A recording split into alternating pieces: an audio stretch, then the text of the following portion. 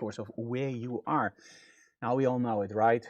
Yeah, keep your motor running, head up on the highway, looking for adventure, and whatever comes your way. But sometimes it's lighting that comes your way, or a Harley Davidson.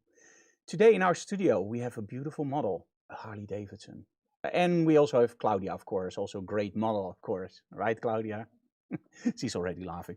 Now, one of the things that's, of course, very important during a photo shoot is to have a really nice atmosphere in your studio. So that's why we always joke around a little bit when we start. But it also should be serious. And today it's going to be very serious because, of course, we have a great Harley Davidson and we have a great model. And how do you combine those two without them competing with each other? Or do we make it extra spectacular, like lighting and smoke? You probably already guessed it. It's going to be really spectacular with lighting and smoke and colors. But there's an idea behind it. You can, of course, just photograph your model with the Harley. And that's great. And it looks awesome because the Harley is great, your model is great, and everything just fits nicely together if you style it correctly. But does that really excite you? And that's something that I miss a lot in photography. When is the last time, for example, that you really got excited when you listen to a piece of music or when you see a photo in a magazine? It's all very, very standard nowadays. And that's something that I think is a shame. And especially with music, when you listen to pop music, everything is the same. But when you go to, for example, let's say progressive metal or progressive rock, it's totally different from when I was growing up. Dream Theater, when I was growing up, was great. Nowadays, Dream Theater, yeah, it's still great, but compared to bands like Polyphia, it's totally different. And this is why I think with photography, we actually went the other way. When we look at the old days, they were really masters in lighting out everything, every single detail with small Fresnels. Think about guys like George Harrell, Harcourt, David Everd, juist, Helmut Newton, and all the Richard Avedon, of course, sorry, and all the other great masters. They were masters with lighting.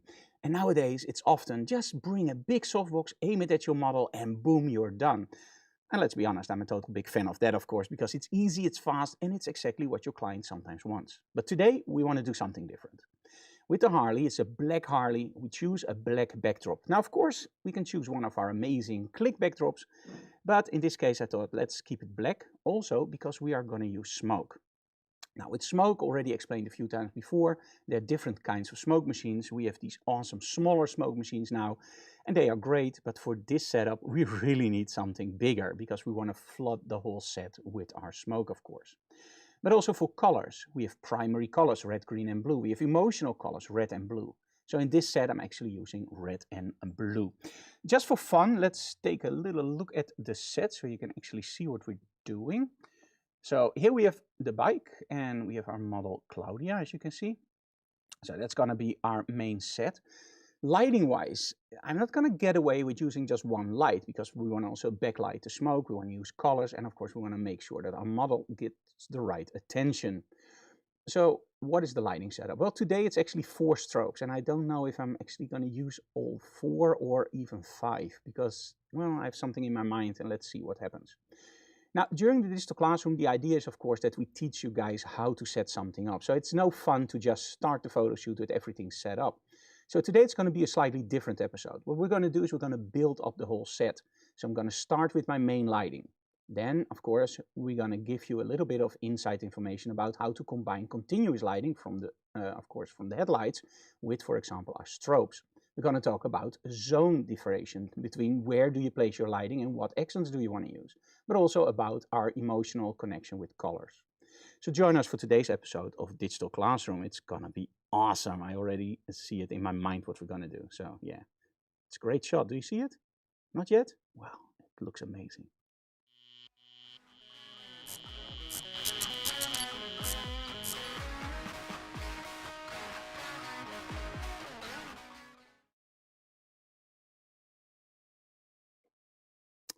Yeah, we couldn't do it without all our sponsors, of course. And well, just make sure that you check out their products. They're really great in what they do and what they deliver. And actually, most during digital classrooms, you see me using a lot of the products from our sponsors. The only product you don't see me using during the workshops is actually the BenQ monitors. Because they're there, and at home we actually also have a few. And of course, where I edit, it's all BenQ monitors. So that's the only product that you don't see in the videos, but make sure that when you are in the market for a new monitor, check out the BenQ line of monitors. Now, if you are on the market for a new monitor and you live in the European Union, just drop me an email. We still have some 10% discount codes left for BenQ monitors. So make sure you give us an email and I will get you up with those discounts. Okay, so today we have a little bit of a problem. And that's what makes live streams interesting and fun to do, right? Because we don't have anybody behind the cameras, except, of course, in front of the camera, me. So that means that in a week, and I would highly recommend you guys thanking Anna Week for this, she's going to do Wirecast, she's going to do all the splitsing, she's going to check the chats, and she's going to make sure that I'm in the camera. So in other words, I have to make sure that I look the right way where she points me.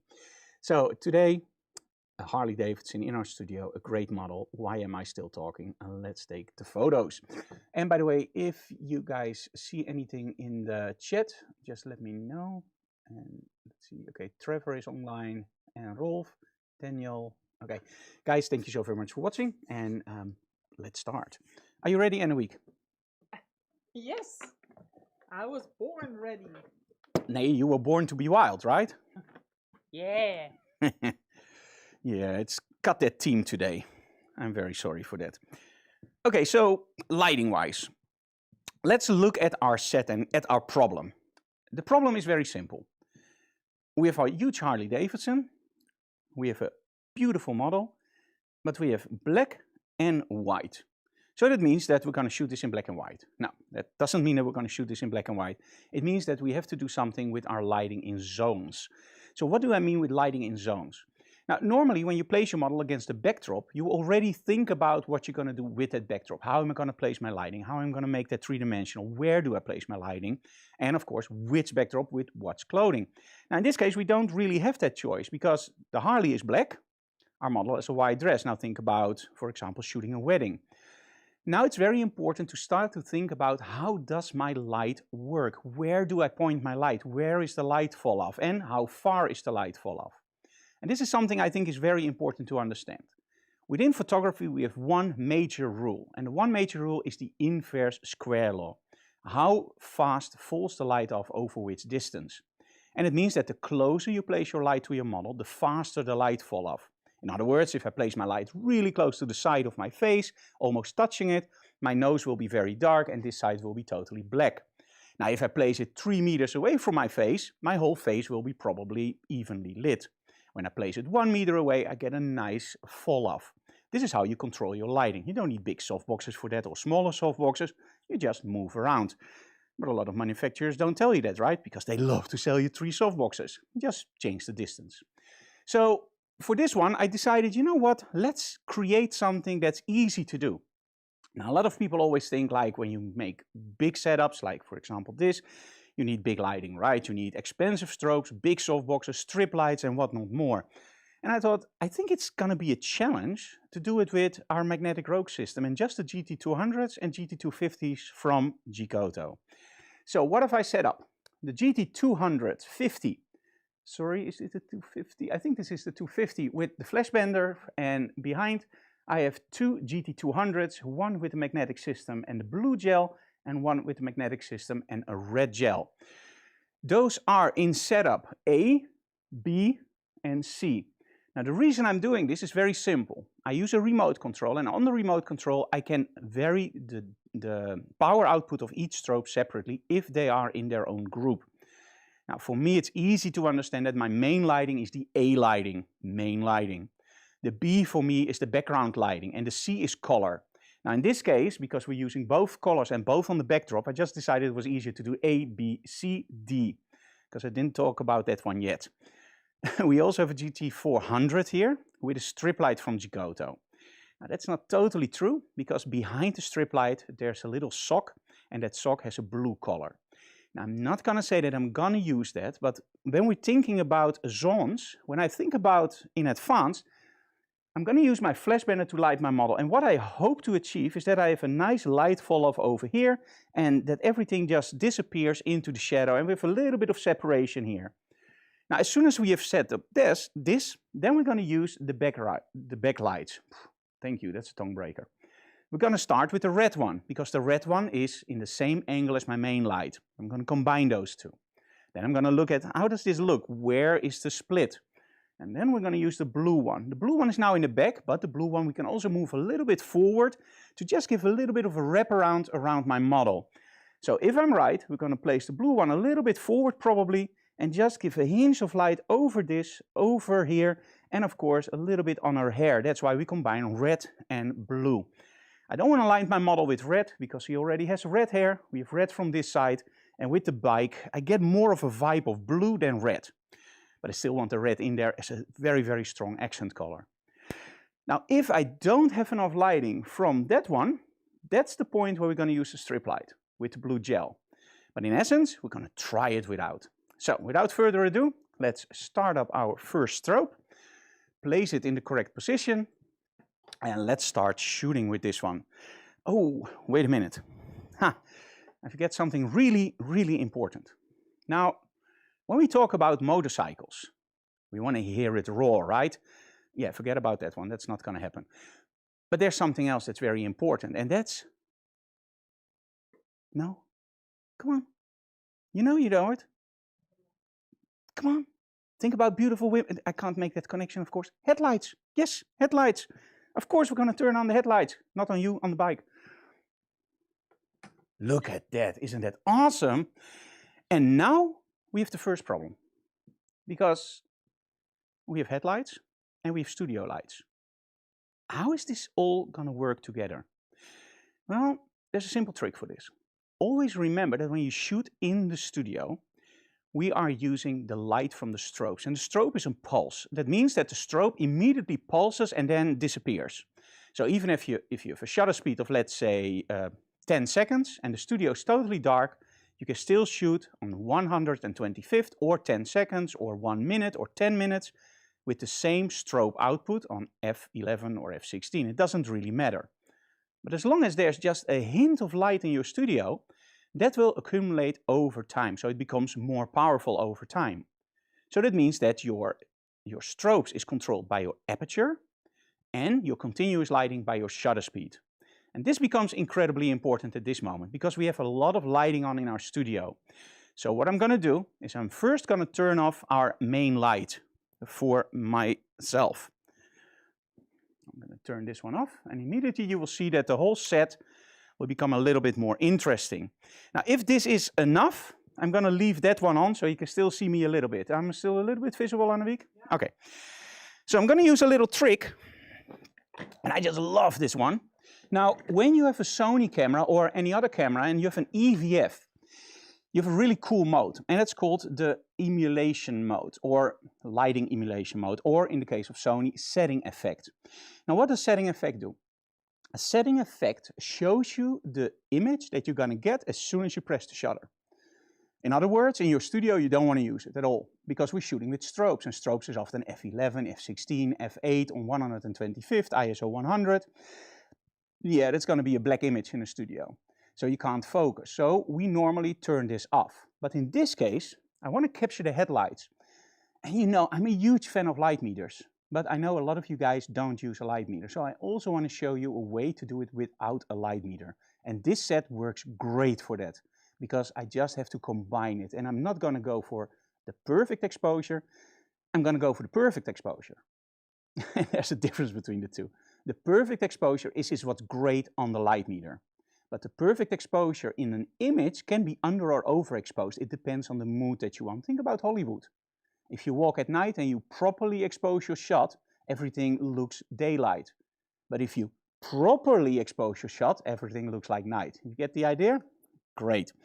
So the first thing I'm going to do is I'm going to dive into my quick menu and I'm going to turn on my live view. So that's great. Live view is on. Ooh, and my whole studio now immediately becomes dark at ISO 200, 4.5 at 125th of a second. So I'm now going to look at my bike. My bike. I wish. Let's go to 2.8. No, that's too little. I want to shoot on f4. And I can hand hold my camera at about a 30th of a second. That should be no problem at all. And then I will get an image, oops, turn off the strobes. Sorry guys, this is why you should never do it with strobes at first. Okay, this is going to be my image. And I think that looks absolutely awesome. Yeah, I love the way that the bike shows up. There's no really blown out lights. And I think this is great. But of course, you don't see the model, you don't see the rest of the bike. This is what I call my reference shot. This is the shot where I know that my lighting of the headlights is okay. That now means that I know that I'm shooting on 1/25th of a second. So not 125th, no, 1/25th of a second, so a quarter of a second. F4 ISO 200. This means that I can shoot with a nice depth of field. F4 is great for this kind of stuff. And I can still keep my ISO low. And that's because there's so much light from the headlights. The cool thing is, if you want more lights from the headlights, that's no problem at all. You can do two things. You can go down in your shutter speed, which I don't want to do, or up in your ISO. So let's just for fun go for ISO 400. And this is the headlights with ISO 400. And in all honesty, that looks great too, so why not? But I still want to show you how much of light infection can be a problem. Because let's turn off our second video light, just for fun. I'm going to turn it on later.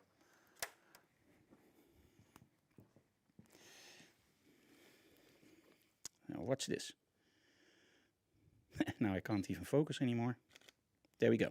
So as you can see, that studio light just gives a little bit of an infection. I don't mind it at all at the moment, but what we're going to do is we're going to make sure that it's a little bit less, but just moving the light a little bit away from the backdrop and aiming it slightly up. There we go. So I will be a little bit darker for this episode, but hey, that's nice. Okay, so we have our A channel set up here. Let me check if that's still A. Yes. And at this moment, it's on full power. Now, I don't think that's going to be a very wise decision. So what we're going to do is we're going to go for the A channel. And we're going to just turn that all the way down. So let's turn off C for now. And let's go for A. And let's turn that to, let's say 1/28th. So on the lowest setting possible. Okay. There we go. Okay. This is not enough. Let's do 3 stops. 132. Oh, sorry, 1/16th. Probably a little bit too much. Yep, a little bit too much. Let's go down. Let's go 1 stop down. And this is why I love using a light meter when it has to be accurate. But here, as you can see, it works very well. Now, in all honesty, yeah, no, right? This doesn't really excite you. This isn't it. And why is that? There's not enough light on my model. I can see that there's a lot of light spillage everywhere. I can see that everything is being lit, but it doesn't have that nice closeness. Now, this is one of the reasons that I love working with smaller hybrid strobes. Now, when we're working with the bigger strobes, and I'm not going to say that those strobes are wrong, but when we work with bigger, heavier strobes, it is often a little bit of an issue to get those strobes up in the air, floating around and just aiming them down because of the weight. So for those strobes, we're using very heavy boom stands. And what is a boom stand? Exactly what you see here. It's a stand that literally has a boom arm. Now, the advantage of having lighter strobes in weight is that I can much easier control the light distance. In other words, I want my lights to be a little bit closer, but I don't want to hit the bike with my stand. So I'm going to lower my lights and I'm going to extend the arm towards my model. So I'm not going to hit the front of the bike. The owner of the bike is getting really nervous at the moment, I think. Right, Martin, or are you okay? You trust me. Famous last words. Well, we are insured. All right, Anouk? We will be right back after these messages from Binford. So, let me see. So, I changed my lighting a little bit. I didn't change the angle, so it will probably be wrong. But as you can see here, this is a totally different look. Now we have way more light on our model. We do miss a little bit of light on the front. Now, remember when we started out, I told you guys we're going to work in zones. And I hope I pronounced that correctly, zones, like the zone system. And we're not going to work like the zone system. We're not going to talk about 0 to 10. What we're going to talk about is actually zones in the photography, in the set. So my first is the front. Now, with this setup, we're not going to use smoke. We're going to use that in the second setup and at the end. So I have to make sure that also the front of the bike is lit. Now, my model is perfectly lit at the moment. The front of the bike still lacks a little bit of that strobe light. I want a little bit more light there. So what I'm going to do is I'm going to make sure that I change my strobe a little bit towards myself and aim it a little bit more towards my model. And now in my mind, I'm drawing a line. I'm drawing a line from here to her. So she's at the edge of my strip light. And I'm drawing a line from the edge of my strip light to there. And that means that the center part of that light, and that's the problem with this one, the center part of the light will be on her white dress. I don't know if this is going to work out pretty well, but there's a trick with the flash bender. And I'm going to tell you that in a second. And there we go. Now, the fun part is, as you can see now, we have more detail in the bike, and we have more detail in our model, but there's no hotspot on the dress. So how is that possible? Well, that's the trick of the flash bender. When you look at the flash bender, you see that with a normal strip light, the strip light is placed in front of the strobe. So that means that the strobe is here, and this is the strip light. And that always means with the strip light, you have a lot of light in the center of your strip, but not a lot of light on the top and the bottom. For the very simple reason, your light is here, it hits the diffusion panel, the center is hot, the sides are a little bit less hot. You see this also with softboxes. This is what makes the design of the flash bender unique, because with the flash bender, we don't have the strobe in the back of the strip light. We actually have the strobe on the bottom. And because on the bottom the light travels up and is reflected back, we have a very, very nice even spread out of that light. So now I can literally use my flash bender to open up my model's face, don't have a hot spot in the middle, and still have enough light left to light the front of the bike. The front of the bike is still very dark, but remember, we didn't add any other lights yet. I think we can use a little bit of extra light on our model. So we're gonna raise my main light, let's say 2/3 of a stop. And don't laugh about my thirds. There we go. This looks great. Ah, awesome. So we're done. No, not really. Let's first add the blue light. Now, the red light is over there, the blue light is over there. Why first the blue light? Actually pretty simple.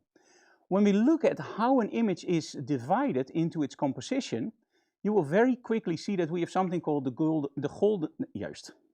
gulden snede in Dutch, and the rule of, let's call it the rule of thirds. The golden snit, I think it's called in English. I don't know too. So anyway, we have certain rules for composition.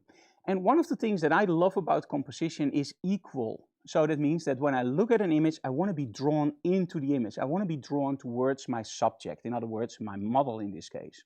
But if there's a huge black bulb after my model, it doesn't really get me into the shot. It actually gets me out of the shot. So this is why we first gonna fill in the back. So that means that we're now gonna turn on our C light. We're gonna do that on, let's do it not too high. Let's set it at the same output as our main light source, which probably will be a little bit too much. Let's just try it for now. Oh, and it would be easier if I turn them on, because that's the only thing I can't do from a distance. How can you change the settings when it's off? I can't change the settings when it's off. It stores it in its memory. Enoweek asked me, how can you change the settings when the strobes are off? And that's because it stores it in the memory of the controller, and as soon as I now change anything again, it updates the strobe in the back. So I only have to go up and down, and now it's updated. Okay, let's see what happens.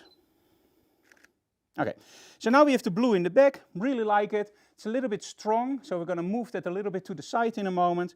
And the first thing I have to do, this is driving me nuts, is actually turn off my live view again. This looks so much better. Okay, so the blue.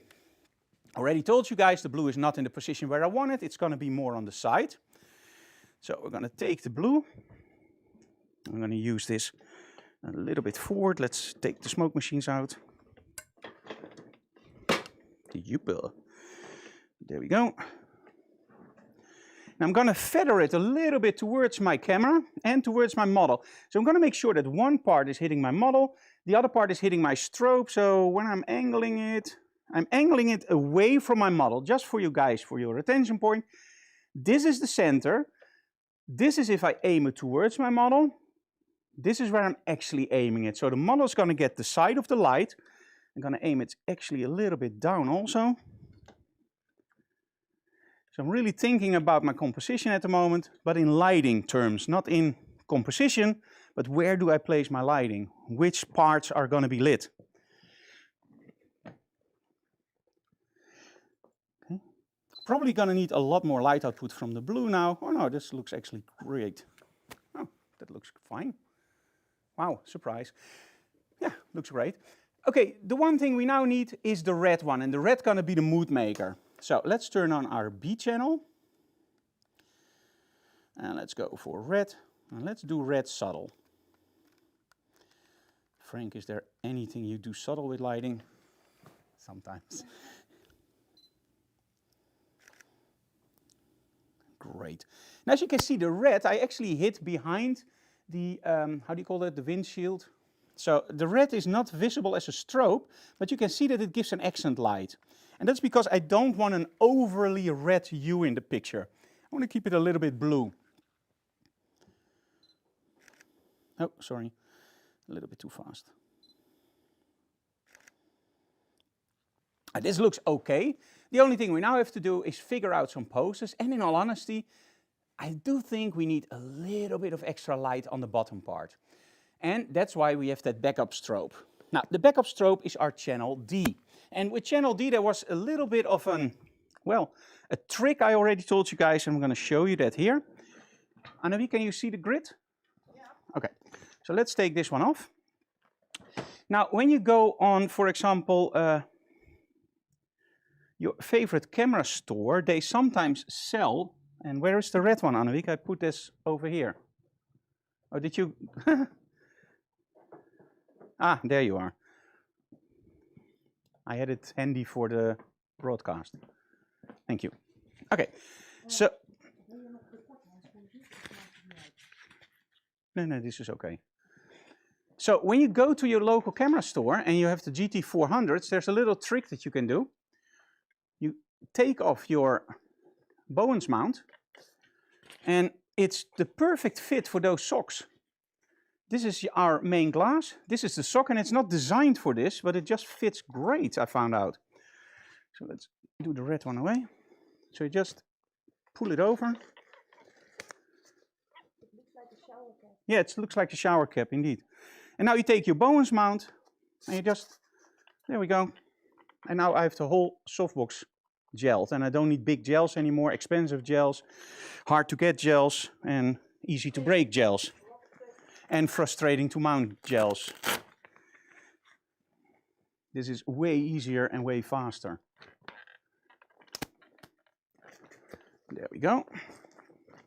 Okay. Awesome.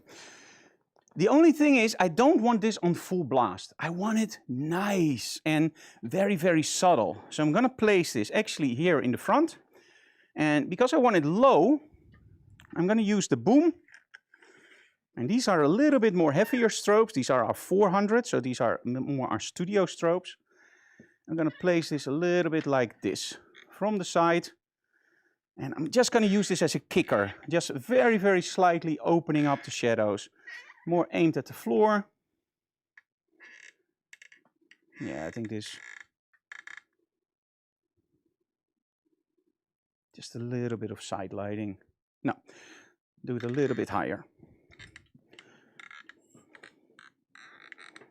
I think this is going to be nice. I also want a little bit more light on the railings.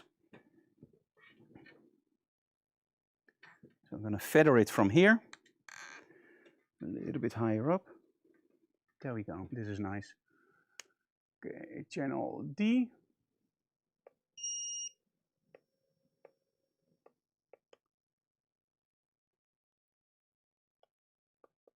There we go, channel D. Okay, so that's the blue one. Now channel D is going to be very, very low in output. I don't want a lot of output from D. So we're going to put D on, and it's also a much more powerful strobe. Just going to put it on 1/64. Okay, let's see what happens. Great. gives you a little bit of nice attention light. And of course, because you want to see how it really looks, what you can always do is just turn it full blast, or 1/4, that's going to be more than enough. And then you can literally see what the effect is. And as you can see, it doesn't do a lot, it just gives you a little bit of rim light around the edges. Now if you go like, hey Frank, this looks really nice, can you also do the front a little bit? Yes. Again, look at how your strobe is formed. And as you can see, it's a strip. So with a strip light, you literally can also place it here. Just follow the lines, aim it up just a little bit and lower it. And we're literally going to feather the strobe. So I'm not going to use it aimed at something. I'm feathering it. So light falls off. Annemiek? Light falls off over the distance. So that means that if I have my lighting straight on my model with the center, that's always very, very bright, but also harsh. When I aim my light away from my model, I'm using the sides of the light, and those are actually softer, but light also falls off over the distance. So the center part, which is really bright, becomes much less brighter over the distance. And it means, in essence, that everything that's close to the side will get the same exposure as everything that's more in the front with the center of the light, because in essence that light is stronger. So let's aim that the correct way. There we go. So again, D channel I'm going to do now on full power. And let's turn the other channels off, so you can see what the D channel is doing. Also nice for me. As you can see, I'm now getting a nice spread over my model and to the front of the bike without any hot spots. This is nice. Let's turn the other ones on again.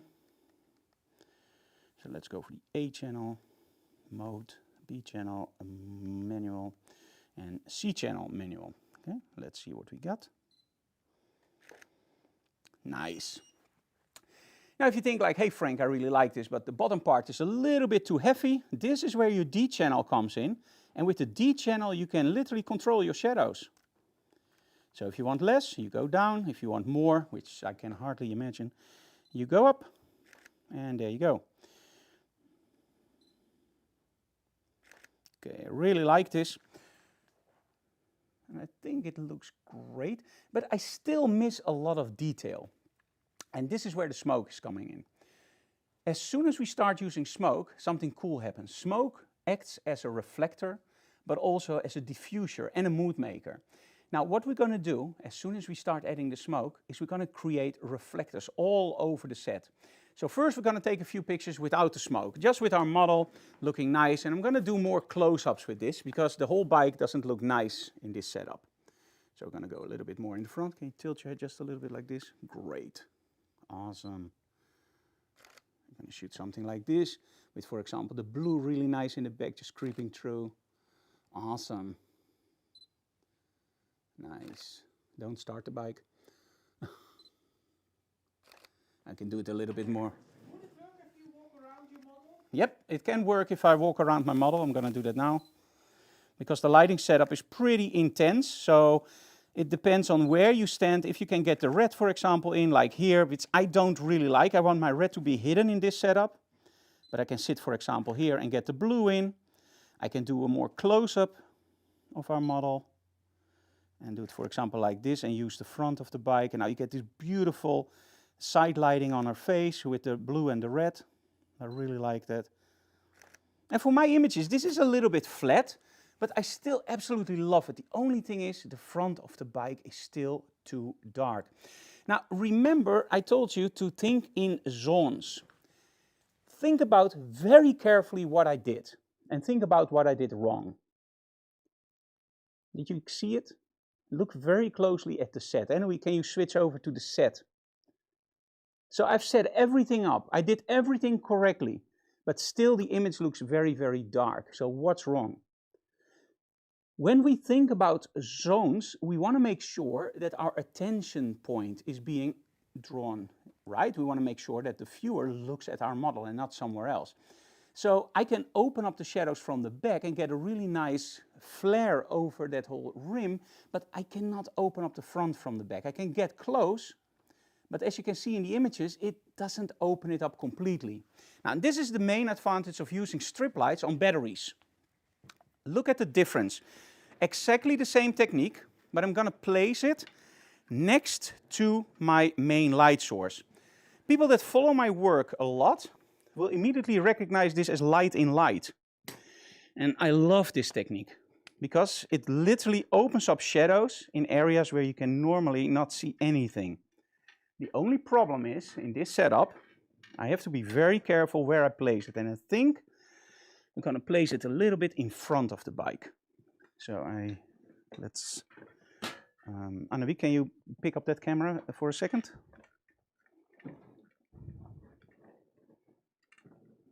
This is one of those cameras that looks awesome, but it's a little bit in the way. Great. Okay. So we're going to lower this one, and we're still going to feather it, but the difference is going to be huge.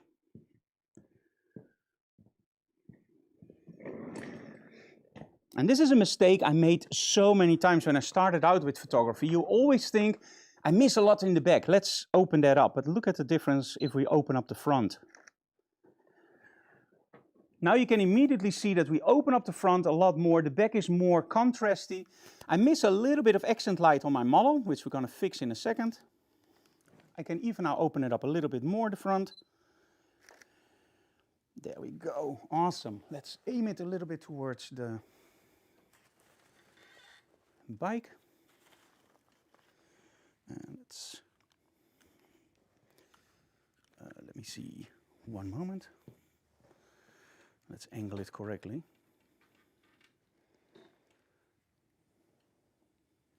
Nice. So what I'm doing is I'm checking the side of the light and just following it with my eyes to make sure that I don't hit the bike frontal, but just a little bit. Yes, this is nice. Okay. Again. Yes. What? Oh. I think that's part of the, because I see the head without any. Okay. Okay. Yeah, sorry. Okay. Now this one, I added the strip light to help this one, but it didn't need any help.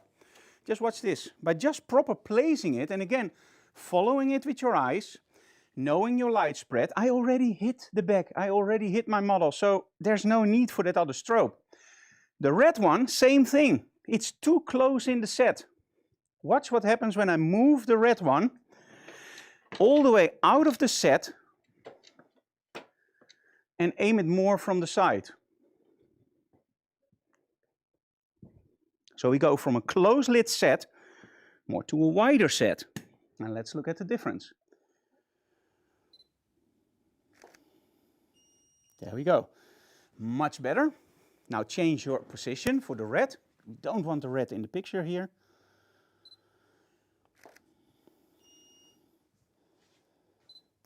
Tilt your head just a little bit that way. Perfect. Okay, red is still a little bit too much in the picture, so we're going to move that even further away. There are 2 questions, Frank. Yeah, just ask the questions. One is about the cowboy cap. Yes. Which we can explain in front of the camera later. Yes, no problem. The other is the bike is too dark to my taste. Why not first light the bike and then without Claudia and then add Claudia? Very simple. Why not light the bike first and then Claudia? It's not about the bike. As soon as we start adding the smoke, the bike will appear automatically. It's about the model and about the combination with the bike. It's not a product shot for the bike. As soon as we start making product shots, that's when we use big softboxes, we light the whole bike, and then we're going to make it real that the bike stands out. In this case, the bike is a prop. It's literally a prop where we pose our model on, but I still want to make it work. And this is why we are not lighting the bike with normal lighting, but with accent lights, which creates a much nicer image, in my opinion. We also don't show the whole bike. We're actually zooming in, as you can see here, until I get an idea about what I like. I'm getting very close now. Maybe my open position a little bit higher. No, I like the lower positions. Oh, this is nice. With the lower positions, you can see the ceiling a little bit. Yeah, but the ceiling I can make later in with the smoke on a week, no problem. Okay, just tilt your head a little bit. I'm still having the red in. And I'm still in doubt if I like it or not. I think if I move it further away, let's try that for now. So the blue we still want in, the red should be a little bit of an accent light on the front. So let's change that to here. Keep aiming it at the camera. So I'm going to aim it slightly lower because now I know that I'm shooting from lower angles. As you can see, we build up the whole set. This is something that you normally don't do where your client is watching, of course. But I don't believe in just showing you the complete set and then go like, awesome, right? It's a learning process. There we go. This is much better. Now zoom in that we don't see the whole bike. There we go. Nice lens flare from the blue one. Yeah, this is what I love. Okay, Anouk, it's time for the most unhealthy attitude of the world, smoking. Okay. So, did you have to set, are the cameras set up for the high cam? So it shows everything? I can do the high cam. Yeah, do the high cam. No. The one is the best, Frank. Okay. Okay, we're gonna pump some smoke. Okay, so that's my camera now? Yeah. Awesome. And do remember, we want it really nice and dark. The smoke is gonna create our backlighting. The bike should be really dark.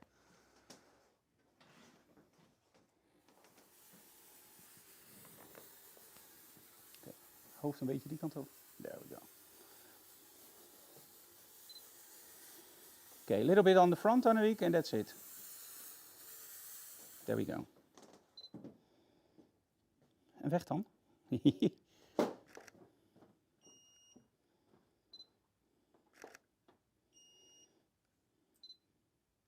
Now, as you can see, the smoke totally changes the look of the image. Where you normally didn't see any separation between the backdrop and the bike, you can now see that the bike really comes alive, really jumps out at you. And the thing is, we don't even have smoke in the front yet. So what I'm going to ask Anouk in a moment, but first of all, we're going to create something a little bit different with the headlights. Claudia, can you move a little bit that way? And then all the way there? Yes. So what I'm going to do is I'm going to shoot from this angle that you also have that nice headlights. Head all the way that way. Andere kant. Yes, there we go. That's awesome. Nice. Okay, and then when I change my own position to somewhere else, now I can start playing with also the red. So I have a little bit more red in. Oh, now I'm cutting off her head. Did it hurt? And I think we need a little bit more smoke in the back, Anouk, but in the back you can keep it higher. First in the back, yes, more and more and more. Okay, now the front, from the front. And then over the floor. There we go, this is awesome. Stop.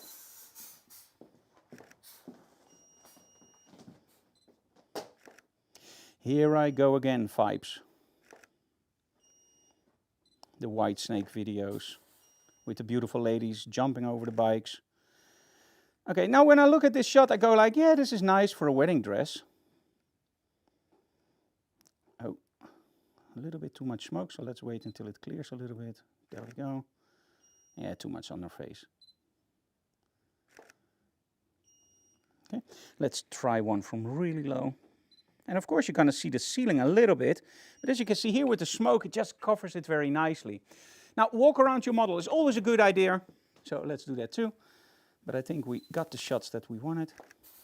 Ooh. Can you lean all the way here, like behind the bike, but to the front?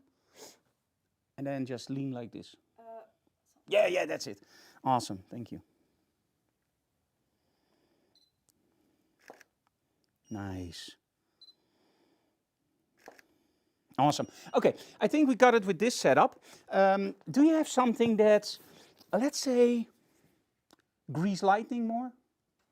I have a black outfit, yes. By accident, it's a little bit more tough? How do you mean? It's a little bit more tough, the outfit, a little bit more stoer? Yes. Yeah, just change to stoer. It is still a dress, but with... Yeah, change to stoer. Yes. Yeah, we're gonna turn off the headlights for a minute, otherwise the battery will drain. Oh yeah. Don't start it. Now let's go back to the desk. Yeah, that's the alarm, don't worry. It tries to be stolen.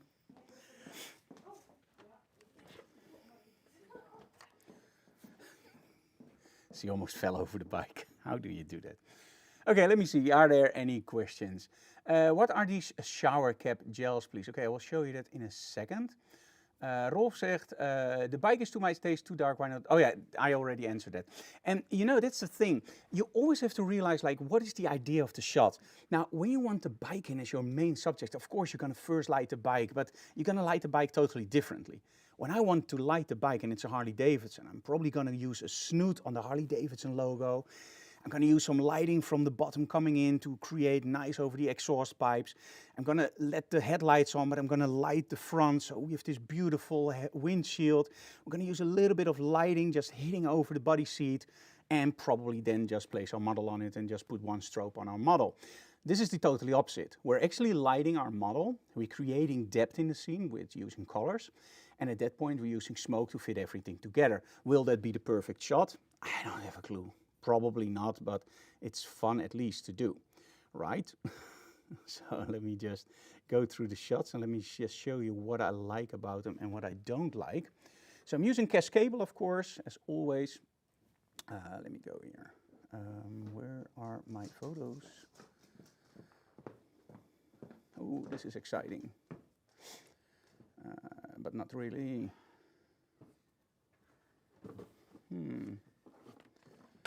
In a week. Where are my photos?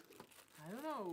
Me neither. That's weird. So Okay. this is for the No, they're still on the card, so I don't know why Cascable is doing this.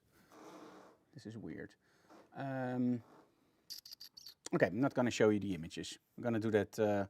I'm going to take the. No, we're just going to upload the images later on after the broadcast. Don't know what's happening. Normally, Cascable stores the files, of course, on your iPad and in the camera. But I just got a new update, and I'm afraid that I disabled storing it on the. Oh no, there we go. It was my own mistake. Of course, it was my own mistake. I filtered it on 5 stars only. Yeah, we didn't give stars yet. Okay, so where we started out is actually by first making your starting point. So just making sure that the headlights show up. And I think that's the most important part, making sure that you know that that exposure is in the bucket. After that, place the model, start adding lights. As you can see here, we're just experimenting with where to place the lighting. Then we place the blue in the back and give it a really nice accent light, as you can see here. And when we go through the images, you can see that now we've added red. And as you can see here, that gives you beautiful, nice side lighting on our model. But of course, we wanted more. Let me skip a few. And that's when we started to add smoke. Now, when you add smoke, something magical happens. Smoke just glues everything together and gives your whole image a beautiful look. And also, it shows all the details that you normally didn't see. The smoke is actually a collection of very, very tiny reflectors. And of course, when you look at these images, I still have to do a lot in Photoshop. They are not 100% perfect, but do remember, I didn't set this up to test out at the start. This is a live stream where we just show you guys how I would approach a shoot like this. Normally with a shoot like this, and if it's a commercial shoot, we of course shoot for 1 or 2 hours, make sure that everything is 100% picture perfect, and then we deliver the images to our clients.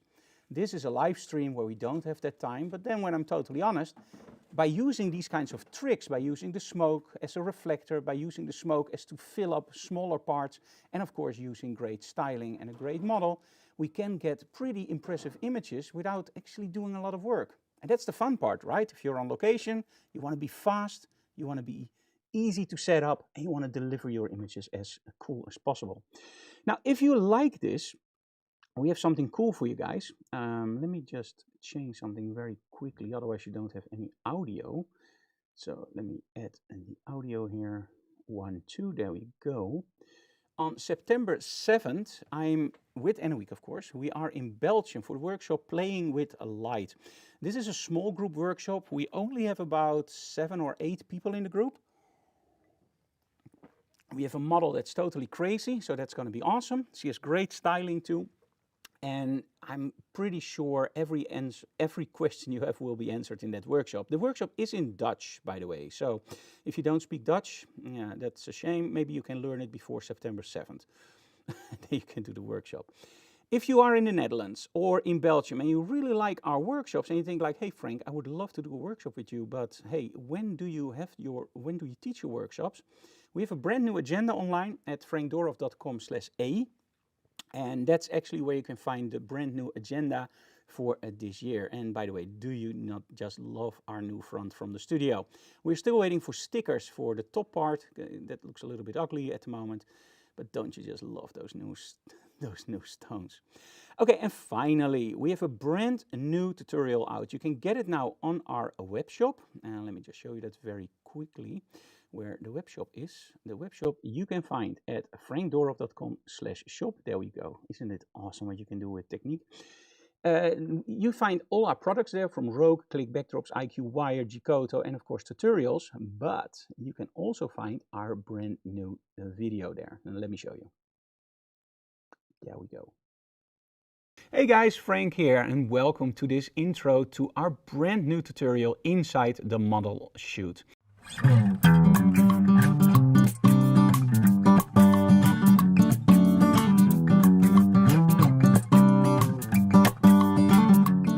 Now, in all honesty, we've released a lot of instructional videos over the years and have written a lot of books. But there are always questions that return and there's always new stuff that we can teach you guys.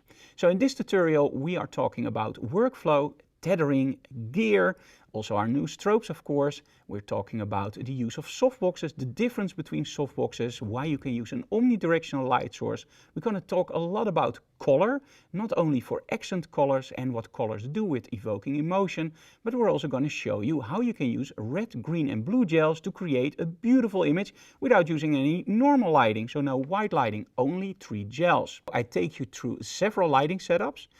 And of course, we're gonna show you how you can build a super creative set with our model and stylist Nadine and how to light it. In other words, it's another video that's jam-packed with information that has a really high tempo like this. And of course, if after the video you have any questions, just email us and we will always reply. So if you want to learn more about photography, if you just love model photography and want to know everything about it, check out our brand new tutorial called Inside the Model Chute. And it's exactly that. We're going to take you inside our model chute.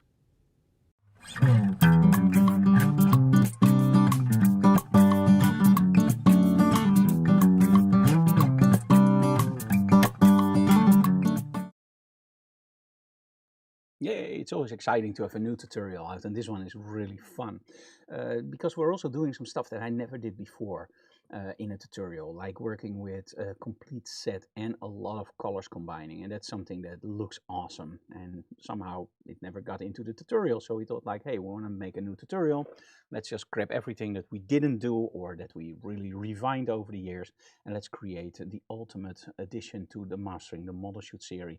And I didn't want to call it Mastering the Model Chute, let's call it Inside the Model Chute, because we also talk a lot about gear and tethering, and this is something that you should update every single time, because in the past I shot a lot to, for example, my laptop, Lightroom, great, and I didn't think that I would ever use something else. And nowadays we're using our iPad Pro with Cascable, which is a much better, much faster, much more secure and just much better solution than using Lightroom on a laptop.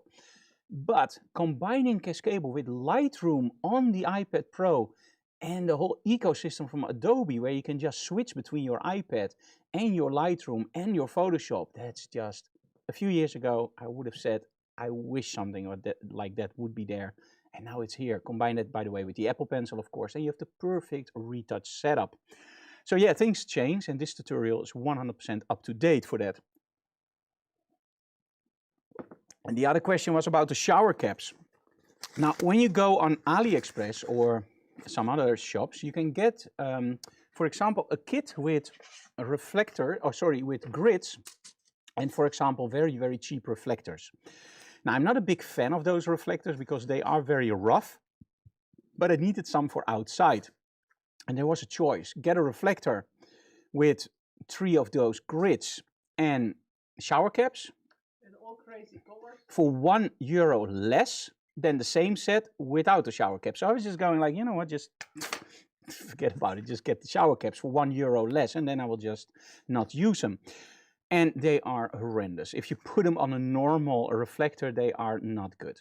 And you can literally see this. Now, this is a good test to show how you can see if a color gel is actually good enough or not. When I do this, you can still see that my camera shows you a light. That's not really how it's supposed to happen. When I take a grid, or sorry, a gel from Rogue, let me grab one of those. Give me the red one. Look what happens with the light output from my camera. That's a lot darker, right? And red, yes. This one, you don't see anything through, and it just covers it, and it keeps the same light output. This gel takes away about, let's say, because we always print it on the gels, and I have a lot of light hitting me, so I have to put it up to the light. This one takes 3 stops away. Chewy. So this one takes 3 stops away. This one maybe takes 1 or 1.5 stops away. The thicker the gel, or the thicker the color, the more saturated the color will be. When I place these on those reflectors, I don't get any blue light. I just get a very, very dirty, almost cyan white coloring of my lighting. It just sucks. But as soon as you start placing them behind your softbox, that's where we get more saturation. And I really love to use them behind the softboxes. So they've been on my counter for about 1.5 years without being used. And then at one point I just looked at the GT400 and I was going like, I think the shower cap can actually fit on this. I placed it, and since then ever since I've been using them on those strobes just to open up the shadows a little bit with color. And they were great, and they're super, super cheap. So I think they are sold if you buy them maybe €1, €2. And if you Normal shower. Yeah, they're not normal shower caps, of course. Those are designed for photography. And they're not called shower caps also.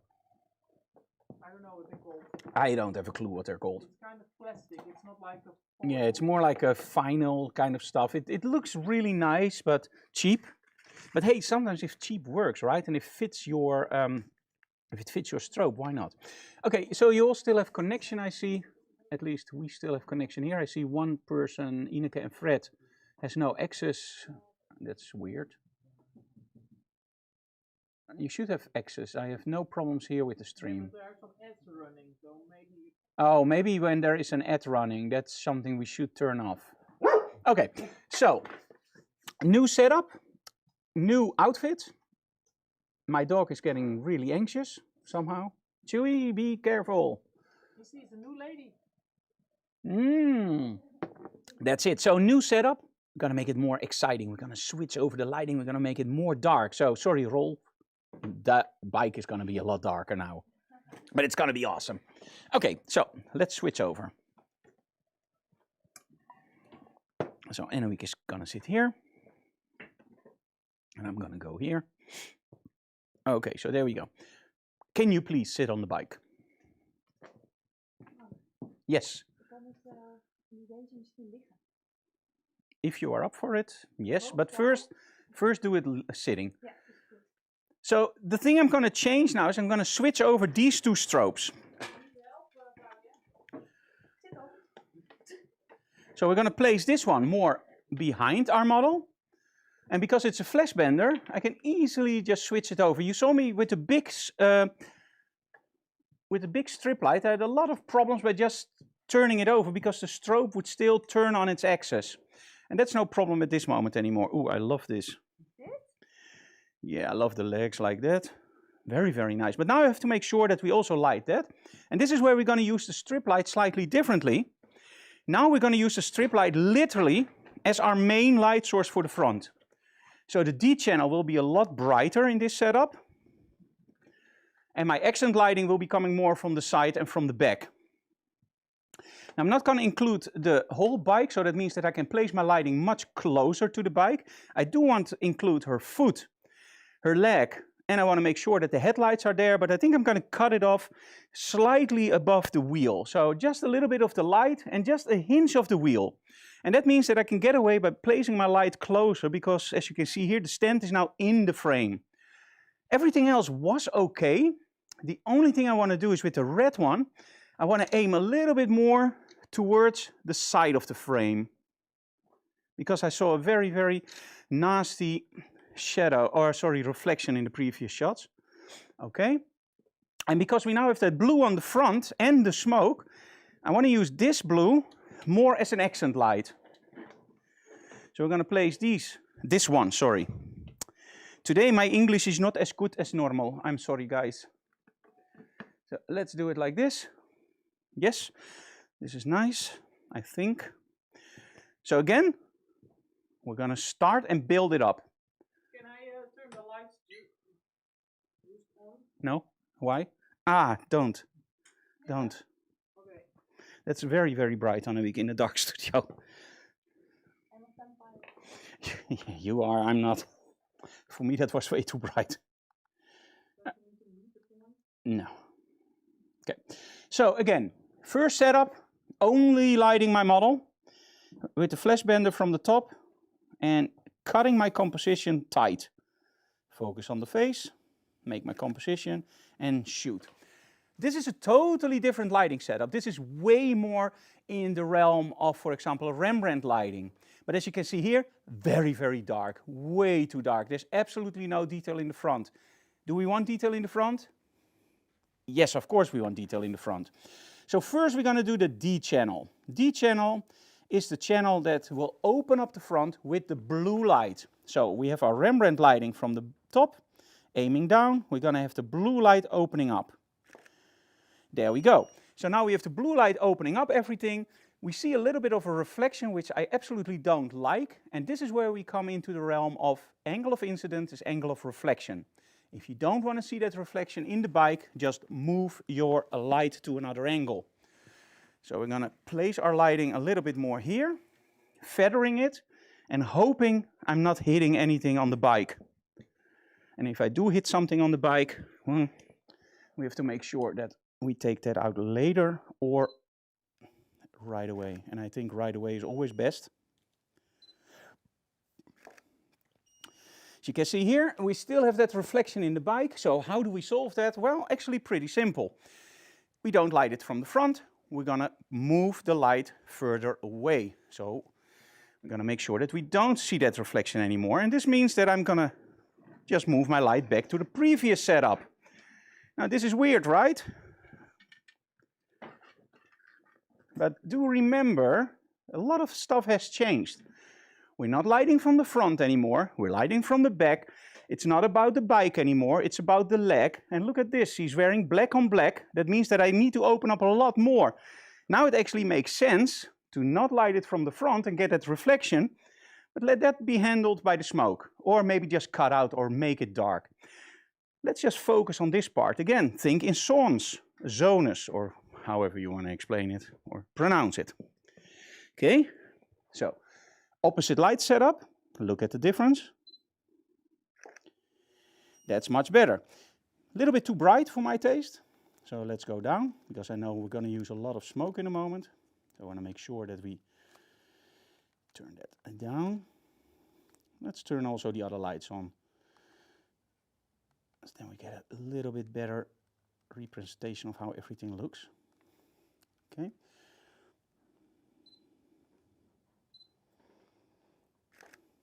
Nice.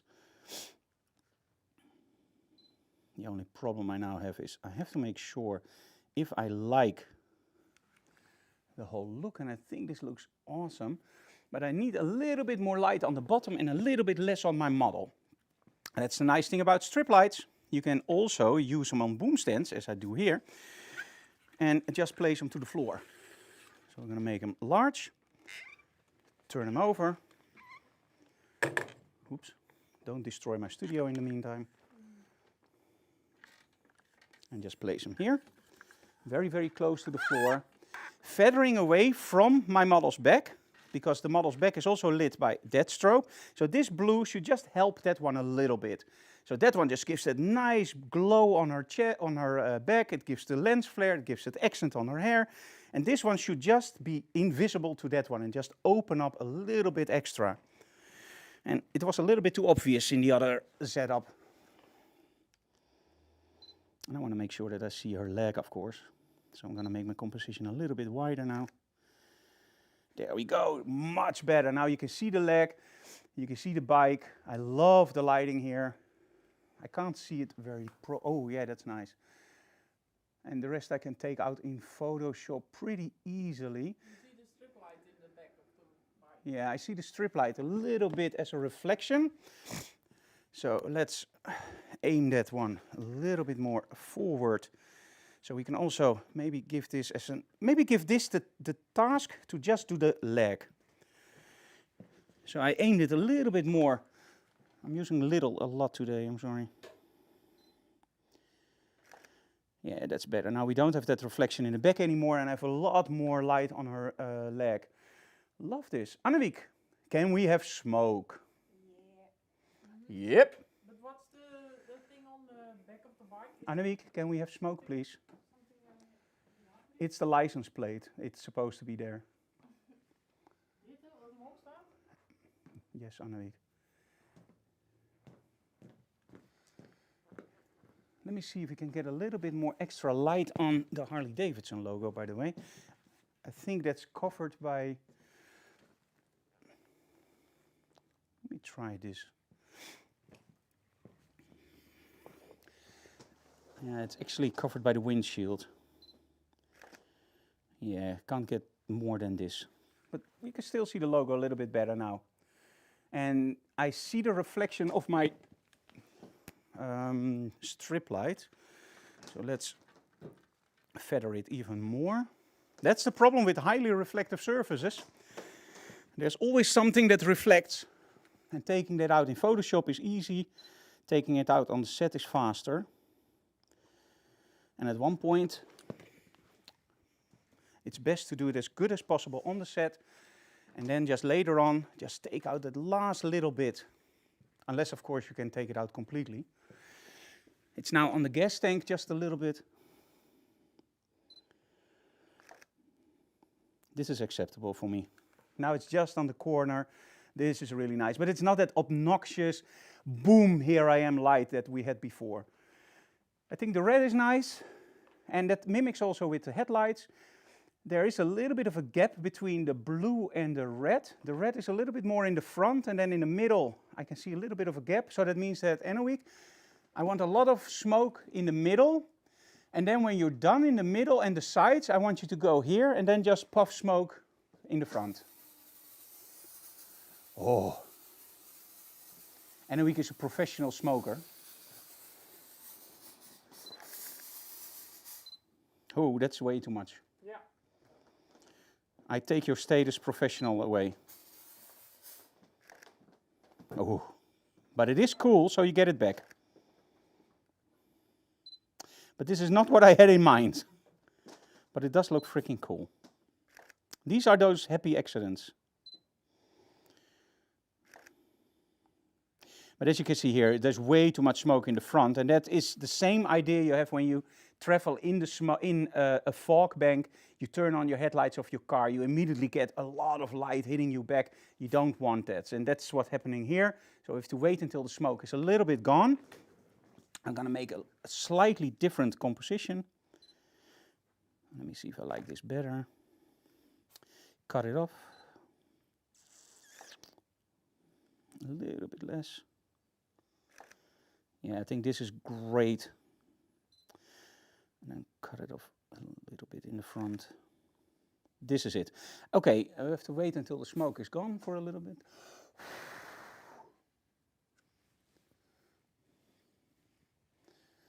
I think we're going to do a competition. How many times did Frank use little in this broadcast? It's going to be a new record. Okay, let's try if the smoke is gone away. Enough? No, we still have a little bit too much. Count it as one. Okay, Just wait a little bit more. That's the problem with smoke. If it goes wrong, it really goes wrong. Okay, Annemiek, eerst de back. First the back. And not too much in the front. I think it just moves to the front by itself. Yeah, and now a little bit on the front, Annemiek. Only on the floor.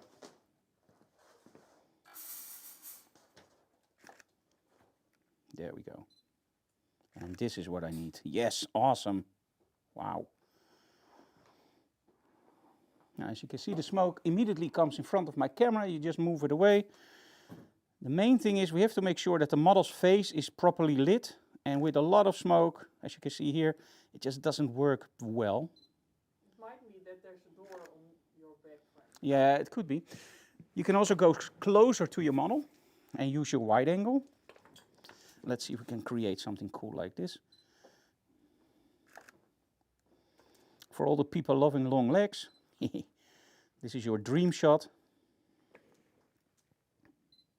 Let's include the flange bender just a little bit in the bottom. There we go. That's nice. Look towards the light. Yeah, personally for me, I don't like these kinds of shots. They're too low. So I like them more from here. And let's try it from the front. Oh, this is nice, but I need less smoke.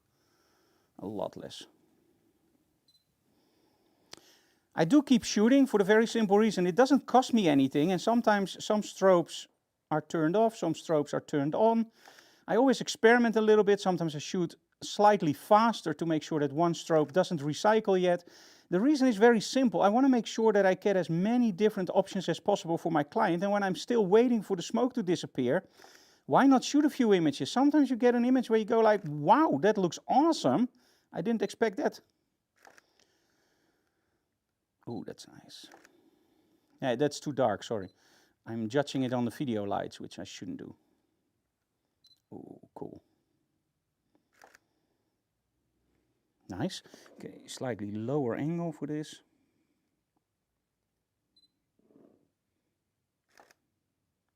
Love it. Annemiek, no more light in the front. No more light in the back. Just a very, very little bit on the front. Let me see if this is the pose. Yeah, keep this pose, Claudia. No, it's way too much, Annemiek. I'm sorry. Oh, shit. I don't know what's going on, but this is way too much.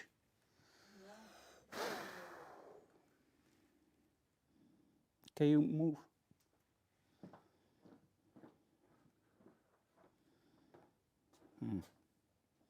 Sorry, guys. Normally, this works like a charm, but today we're not in luck with the smoke. So let's move around our model and let's create something a little bit more contrasty and weird. Okay, look a little bit towards me. Yes, there we go. Of course, the red strobe will be now in the picture, but I think it looks pretty nice. If we can make it behind the mirror. Oh, look at that. That's pretty cool. Oh. Nice. Almost like an outline on her face. Chin up just a little bit towards the light. Claudia, can you look into the light? There we go. Oh, that's nice. Now I'm losing the light behind the mirror, so I'm placing it now behind the windshield. I'm just gonna try to get a little bit more light on my model and still not see the red in the frame. There we go. Nice. Cool. These are the kinds of shots that make me happy.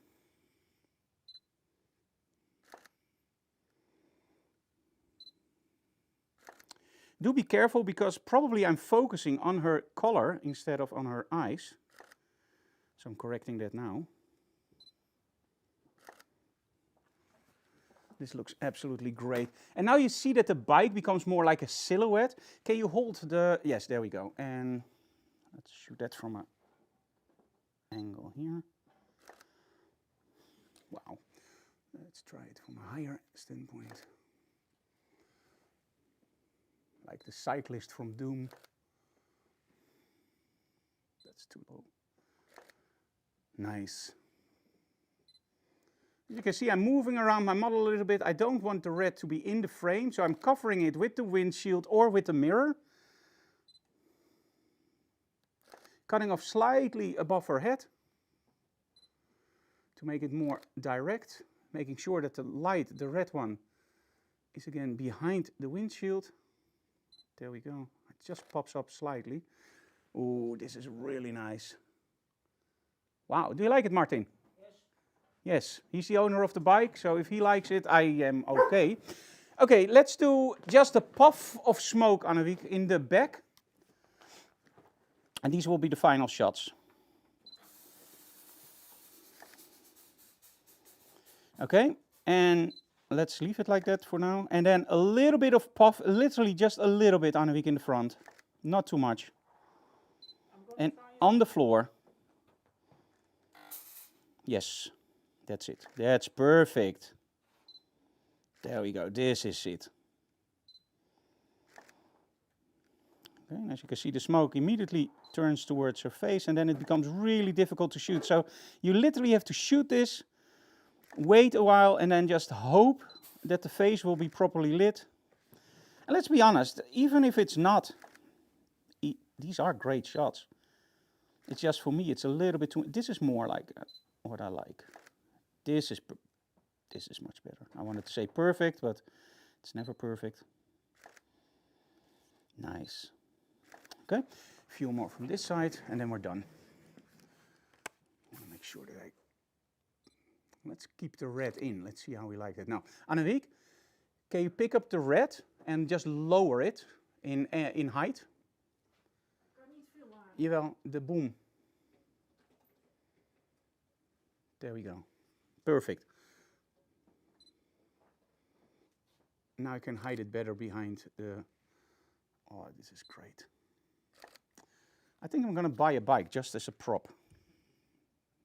Probably not.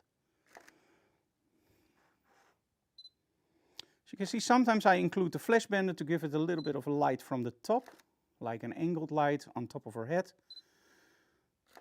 I really like this. It's like the light is coming from the top, like almost a street light. Annemiek, can you give me a little bit of light behind her? And then in the front. So I want to open up this part. So let me just, wait a second. I'm going to aim this one towards my model. Give it 2 stops extra. Let me try that first. Yeah, okay. Give some smoke in the back.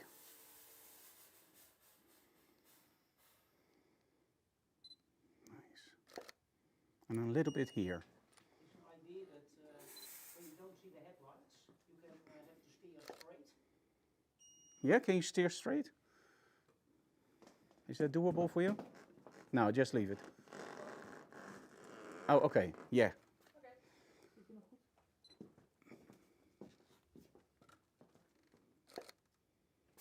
Okay, now I have to be careful with the red. I do love this. The thing is the red. Annemiek, can you lower it even more, the red? No. No? Okay.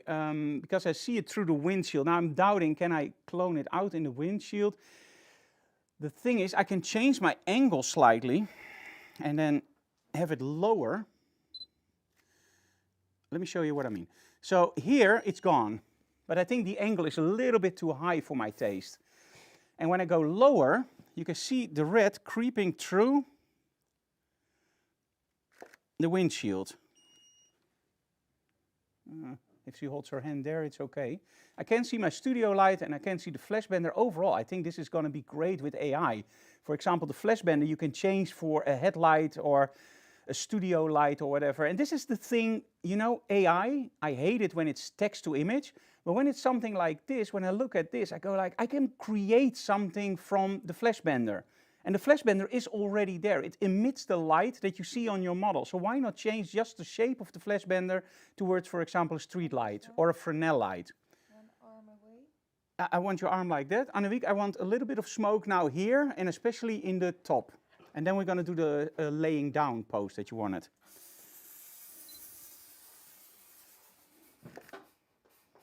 Nice. Chin down just a little bit. Wow. Nice. Love these shots. Okay, one more. Okay, now you can see the red again, so we don't want that. It's a little bit tricky, but we're gonna get there. Wow. Nice. Okay, you also had an idea about laying down on the bike. Yeah. So how did you have that in mind? Hier mijn hoofd. Hier mijn hoofd en daar moet het. Okay. So our model has an idea. If this works out, it's going to be great. If it doesn't work out, thank you so very much for watching. We will have a live broadcast tomorrow from the hospital. Shooting patients in bed. What? What? Are you kidding me? Okay, for this setup, of course, change the blue. Yes, I love the lighting from there. it's good. Yes, are you sure? Yes. Okay, let's see what we can do with this. Now, first I'm going to do it with the normal setup that I had before. So let's do it like this. I love her feet. Oh, you're going to make this so hard on me. Yeah, this is not working with this light setup. No, we're not going to do this. Not in this case. No, okay. I'm not gonna give up that easily. Let me try one thing. And if that doesn't work, then this, because I have to create a totally different lighting setup for this, but sometimes it happens that a client wants one extra shot. Okay, so who am I to say no? So let's create something different. So I'm not gonna include the feet, but I'm gonna create more distance between my model and the strobe. I'm gonna feather this more. And I'm gonna create a bit of a silhouette. But just enough that it also just spreads over. Then we have the blue light. Let's change the blue light. Instead of aiming it towards me, let's do something completely different. And if this doesn't work, guys, I'm sorry. Then you can also see that sometimes things don't go as planned. Let's do this from lower, aiming up. You threw me a curveball. And just feather it like this. And this is nice. Then we have the red one. And this is more the mood maker. And let's create an accent light with the red for the side of her hair. So this one has to go up. Oh. Go up and down. And this one is going to flood the scene with a little bit of red. Not too much, just enough. The only problem I can have is if the red hits this, it will create a shadow, but we'll figure that one out later. And this one with the blue, I'm going to move all the way back. And this is going to be my filler. Not going to do anything with that light, just fill. And I'm going to be much closer in my close-up. Maybe it works, maybe it doesn't. Okay, the red is way too powerful. So let's turn the red all the way down. And in all honesty, I don't think this pose will work. Which is a shame, because it's a cool pose. But I can't easily turn the bike around. Let's turn off the D channel. Make it darker. Because I do want to give my client something in this pose. And what you see me doing now is I'm actually turning down lights. Constantly turning down lights until I see what I get. The blue one is actually my surprise. That looks pretty well. So let's turn that all the way up. And let's give the red a hint more.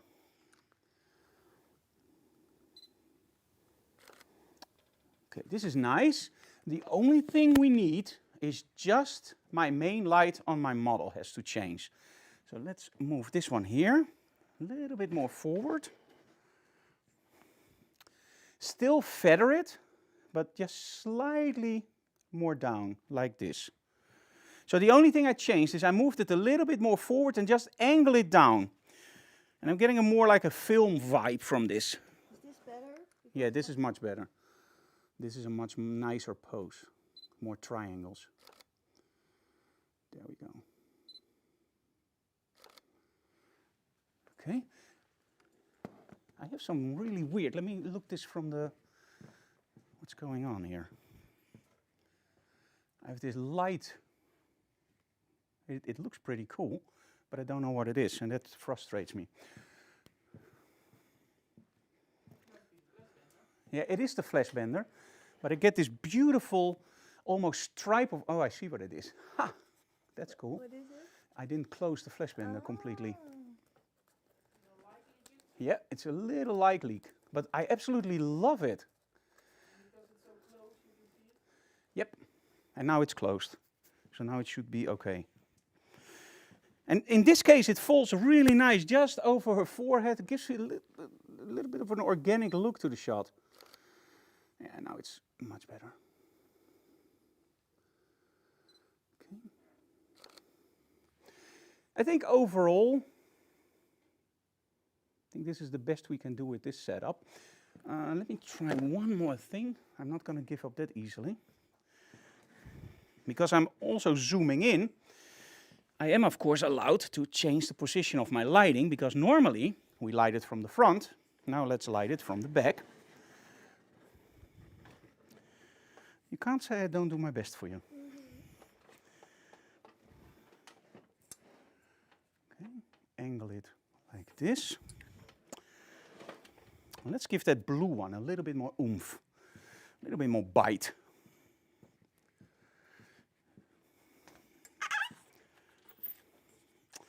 So we decided the legs won't be in, because that's a little bit too, what we call in the Netherlands, opgepropt. A little bit too compact.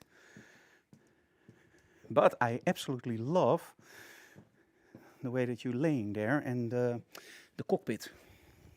So I do want to do something with that.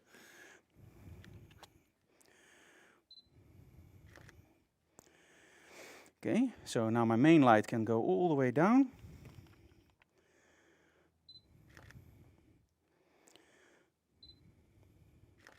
Okay, the blue light is now lighting her face, so we don't want that. Annerie, can I have a grid for the blue?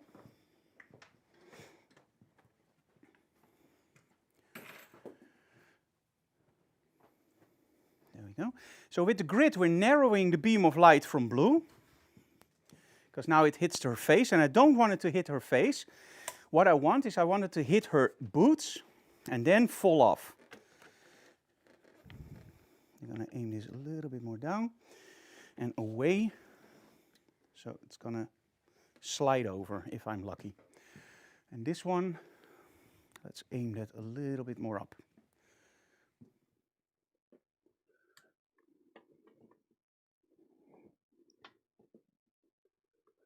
There we go.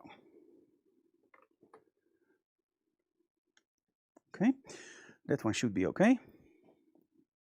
My filler.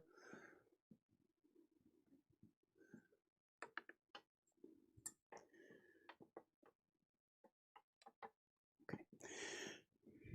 And do remember, very, very slight angles make huge differences. Okay. I still think the face here gets way too much attention. So what I'm going to do is I'm going to figure out where that comes from. I think it's the blue one still. So let's turn the blue one off. Yep, it's the blue one. So let's first start adding light on my main light. There we go. This is okay. And now we have to figure out what's wrong with the blue one. And I think I already see it. It reset to full power. We don't want that. This is much better. Okay, now I can raise it up. Sorry guys, it was on full power.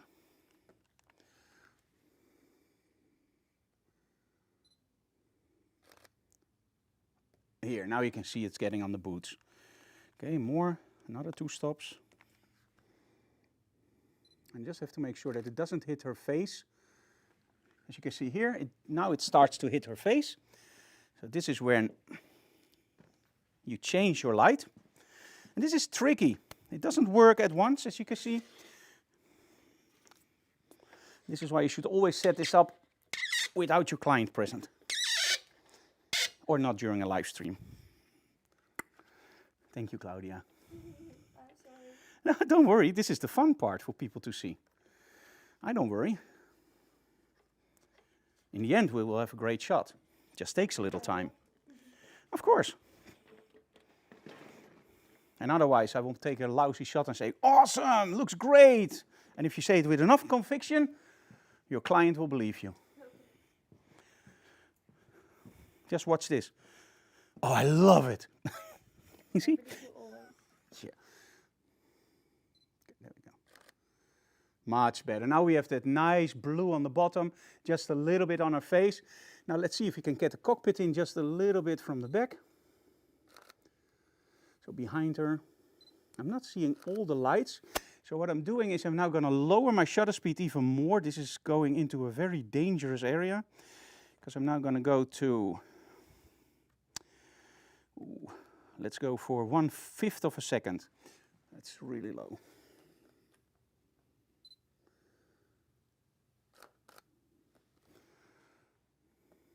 Nice. I'm getting a lot light now from the headlights. Can we turn the headlights off? Yes, we can. Sorry. Oh, and then also those lights are off. Oh, that's... wait a minute. He showed me a trick. What? Yeah! Awesome, right? I don't even have a Harley and I know how it works. And I didn't even read the manual. Nice. It's not the shots that we did before. I think it's nice, but it doesn't have that factor. So I think this is one of those moments where we have to say, it's nice, but no cigar. Can you shoot a little bit more of the boots? I can. Who asks? Oh, you. Me too?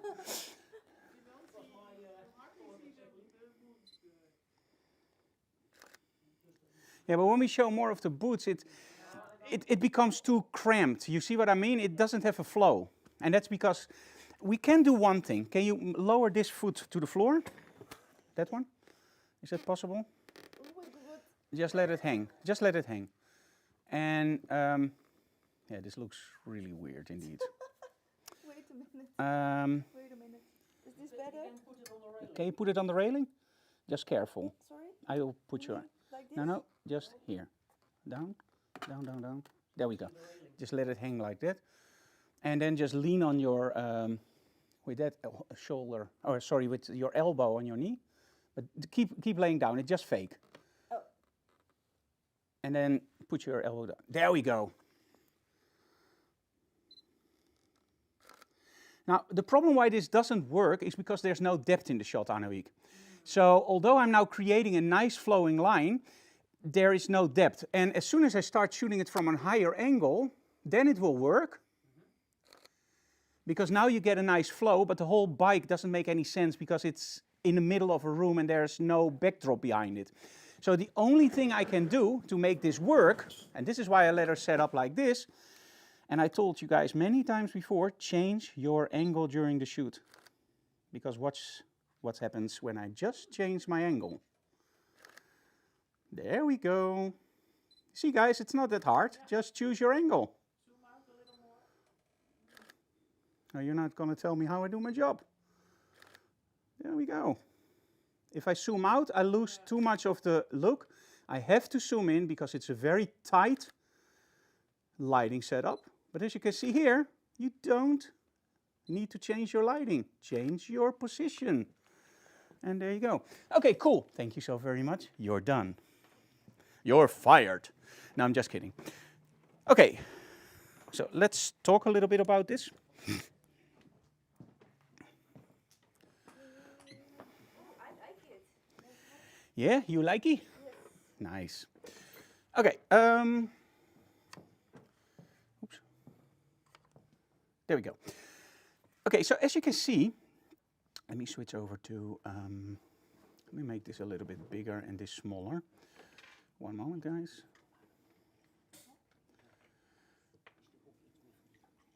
Okay, let me make this one bigger. And myself smaller. And this one bigger. Sorry guys, I'm just changing some stuff that you don't see. But trust me, it's better. Okay, there we go. So, when we look at a shot like this, it's all about angles. And this is one of the things that I also fall in that trap every single time again. You look at a shot and you go like, you can't shoot it like this. Like for example, she wanted to be laying down, and it also took me some time before I started to realize, hey, this is not the approach. Because when you look at this, it's all too compact. And how does that work? A camera with a wide angle lens distorts. Everything that's closer to the camera will be bigger. Everything that's further away will be smaller. Now, if you normally work with something like this, it works great. But why does it work great? When we normally do something like this, we have our model sitting on a chair or something else and then put her foot forward. And it means that the center point of attention is in the middle of the frame where there's no distortion and the model is sitting straight up. So the plane of focus and your model is dead on. What you see here is that the model is laying down. So that means that that whole distortion goes over the whole set, and that's why it doesn't work. As soon as the model is sitting up, then this works great. So when I was shooting this, I started not to panic, but I started to think like, I don't know, it just doesn't work. So let's make a nicer close-up. And you see the same thing happening here. Because he's laying down, you don't see a neck, you don't see any, it just looks terrible. This is not something you want to sell to your model. Here it's okay, but that's because Claudia isn't, let me put it this way, Claudia doesn't have double chins, Claudia is a model. If you do this with a person that has a little bit of a double neck, that is a little bit more bigger, you will start to see that everything just starts to clog up here and it doesn't look right. So some people will say like, hey, that's not the pose for a model on the bike. And as you go through all these images, where we started to experiment with the lighting, you can see that all those images have that squeezed look, where it's just squeezed together and it just doesn't look three-dimensional. Now, the moment I start to change my own angle, look at the difference. Slightly from the front, okay. And this is why I asked my model, can you please sit up? Now, I'm not going to say that everything is staged, but after 2 images, I already knew I'm going to shoot this from a different angle. And this is why you saw me constantly changing the light around, because I was already thinking about that second angle. That's why the flash bender is more to the side to create that overflow effect. As you can see here, it works. I think that if Claudia would own the bike, she would love this shot, because she's not a photographer. When I look at this shot, I go like, there's way too much blue on the bottom. I would tone that down immediately. I don't like the license plate because it's yellow. It draws the attention of the viewer. I hate it. It has to go. And then I look at the rest of the shot and I go like, I absolutely don't like the sides. It's our paquette from the studio. I have to clone everything out. Then when I look at the shot, I go like, I also don't like the way that she's posing there. It just doesn't work. It's all too non-dimensional. I don't see any difference between her dress and her bike coat. So we change the angle just a little bit more. And there we go. What happens now? Now we are shooting lengthwise. So we're not shooting width, we're shooting length. And as soon as you shoot length, everything works together, because now you can see the nice curves, you can see how the model is laying down, there's no more double chin, and I'm using a very, very often used trick. I'm shooting from a lower angle. We're also calling this the hero pose. Shooting low angle up, the hero pose. Immediately makes a model look taller, immediately makes the whole set look brighter and nicer. And now, by angling my light, you remember why I put in that grid. At that moment that I asked Anne, can you get me the grid? I already knew what was wrong and what I was going to change. Why didn't I do that during the live shoot? For the very simple reason, I want you guys to keep guessing what's going wrong. And most of all, as soon as you see the difference, you have to have an aha-erlebnis. If I do it right away, no. So the first few shots, I was really struggling. I didn't find what was going on. At that point, don't panic. Turn off the panic button and start to use your theory knowledge. And that's wide angles distort. So don't work in length, work in something that's sitting straight up and that has length. And that's exactly what we didn't work out because of the setup of the bike. And then you just move to the front and now you have that nice flow in your image. And look at this. And I love, by the way, I love the black diffusion filters that I have on my camera. Look at this. This is something that you normally add in Photoshop to give a little bit of a glow to your shot, and here it just comes straight out of camera. Also, I solved the problem with the Harley Davidson logo, as you can see here. A little bit of a trick. Remember that I pushed the red just a little bit forward, just enough to go under. That's why Emmeloord had to lower the red, just go under the windshield, and then you hit that Harley Davidson logo. Frank, it should be a little bit brighter. No, it should not.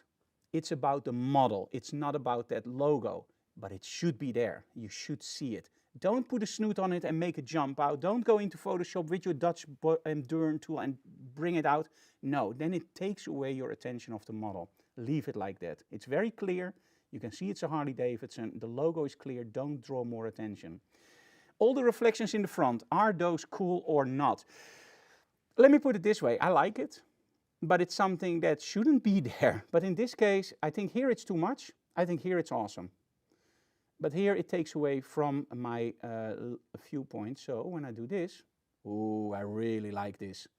This, no. And that's mostly because of that one. That one I don't like. That one I love. It reminds me a little bit of the Cylons from Battlestar Galactica. And look at this. Here we go. We have the light coming from the side, from the right side. We have a model here. The only thing that I don't like, think about composition, sees a little bit too much in the center. So I would love to see this. But now I don't see the bike anymore. So this is something where you have to work on location, and I hope I did that. I think I did that in a few shots before. Yeah, there we go. So this one I would probably just crop like this. And there we go. And then the blue light will probably in Photoshop just create a little bit of an bigger effect in there to create a little bit more oomph. But I think this comes really close to a final shot. And I think this one nails the composition a little bit better. This one is also a little bit too centered. This one I like, but then also just a hinge like this. Yeah, looks nice. Okay, I am very happy with the results, to be honest. It's always a challenge, you know, during a live stream, it's always, you have this tension of, will everything go right? And of course, I have to explain stuff to you guys and shoot the images. So overall, I think I'm very happy with the results. Are you happy, Claudia? I'm really happy. You really are? Are you happy, Martin? Annemiek ook? Yeah. Mooi, me too. So, let me see. Hector, hello to all. Frank, long time no see. Glad to see you again. And Vista, California. Hey, I think I remember Hector. How are you, Hector? So overall, let me show you one more time the workshop in Braschaat on September 7th. So go to frankdorff.com/be from Belgium and you can register there. If you want to visit one of our workshops, make sure you check our new agenda because it's online now. And if you are not Dutch, which I can of course imagine because most people in the world are not Dutch, go figure, is if you let me know 2 weeks in advance, we can do the workshop in English for you guys because most Dutch people do also speak or at least understand English. And we have something really cool. You see with Digital Classroom, we can work with several camera angles and this was without any assistance. Normally, we also have somebody that helps out with the cameras that follow me nicely. So if you think, I would love to do a workshop with Frank, but it's just too far away, I can't get to the Netherlands. Imagine this. In the morning, you call us, we switch on our cameras, and you see everything in the studio. We have our live conversation open, so you can ask any question you want. And that's a one-on-one online workshop. We run them in the same period as our normal workshop, so from 10 till 4. Or if your time zone is different, we can also change that to 6 o'clock in the morning or 10 o'clock at night. We prefer, of course, to keep it in our time region, but hey, that's no problem. And we already did a few online with attendees and it worked like a charm. So we're now also offering it to you guys. If you want the one-on-one experience, but you can't come to the Netherlands, book us for a one-on-one online workshop. You can decide which topics we discuss. You can choose, in essence, you can choose the model, you can choose the sets, and the moment we start the workshop, I have you in my ear, so I hear everything that you ask me, and you can steer it. I shoot the images, and at the end, you get all the raw files that I shoot that day, including my retouched images, including a small video in which I explain to you guys how I retouch it. One-on-one experience without being here one-on-one. Isn't that awesome? The next episode of Digital Classroom is up to you guys. What do you want to know? What is your question in life which you want answered? But please keep it on photography. So if you struggle with lighting, do you want to see difference between a snoot and a normal reflector? Do you want to see the difference between a lantern and a strip light? No problem at all. Just leave them in the comments below, or just email me or find me on social media. Ask your questions, and maybe in the next episode of Digital Classroom, your questions will be answered. Next time we will have a few new G-Koto modifiers. Oh yeah, the next time we will have a lot of new G-Koto modifiers. New strip lights. We're going to have a smaller softbox, a quickie. Quickie. I love that name. By the way, just look at all the G-Koto softboxes under each other. I'm not going to tell you, but just look at the letters and what it spells. I love companies that work like that. So, dirty mind is a joy forever. So combine the quickie with our S, E, X or other softboxes, and we have an awesome lineup. And it's not a joke. Just look online and look at the part numbers.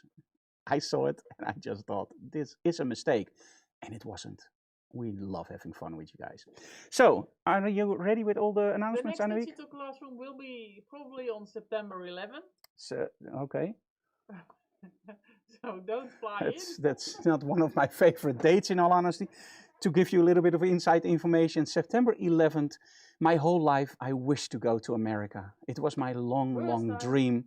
And finally, September 11, 2001 was my first visit to the States. Don't blame me, but it was one to remember.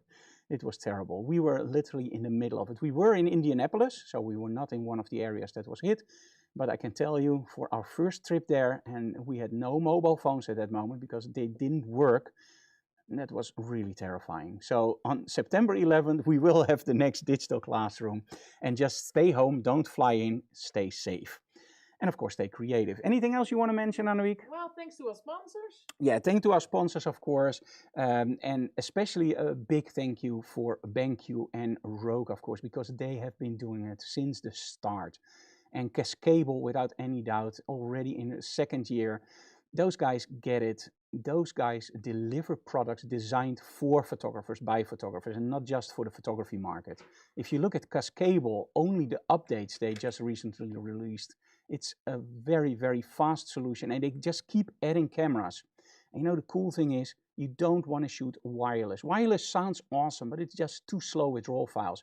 You want to have a wired connection. And shooting wired to an iPad Pro or an iPad, that's a little bit of a problem. But with Cascable, and also, of course, other solutions will come on the market. And I believe at this moment we also have Capture One that does it, but that's a subscription.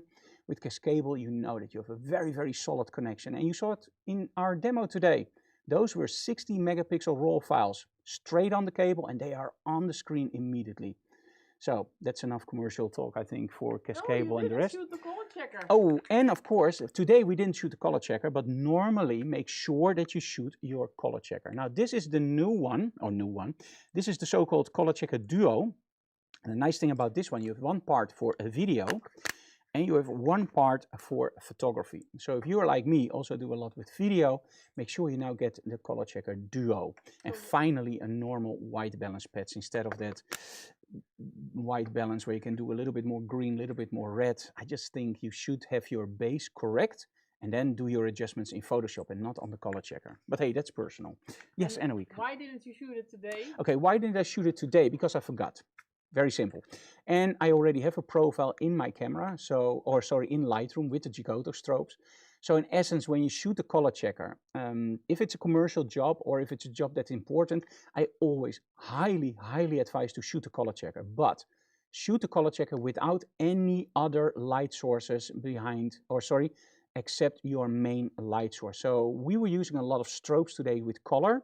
When you shoot the color checker, all those strobes should be off. So only the one that emits the normal light. Now, because that one was under an angle, I had to hold the color checker really weird and shoot under an angle. That's the best way to do it. But in this case, I just didn't do it because I already have the profile. For every commercial job, without any doubt, we shoot a color checker in front and in the back just to make sure that we don't make any mistakes.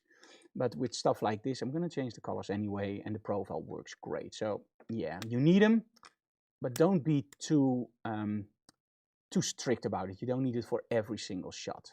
But if you want to make sure it's right, you use the color checker from Calibrite. Whoa. That's a nice commercial, right? Yeah. If you want to make sure your colors are right, use the color checker from Calibrite. Anyway, this was it. Tongue breaker. Tongue breaker, yes.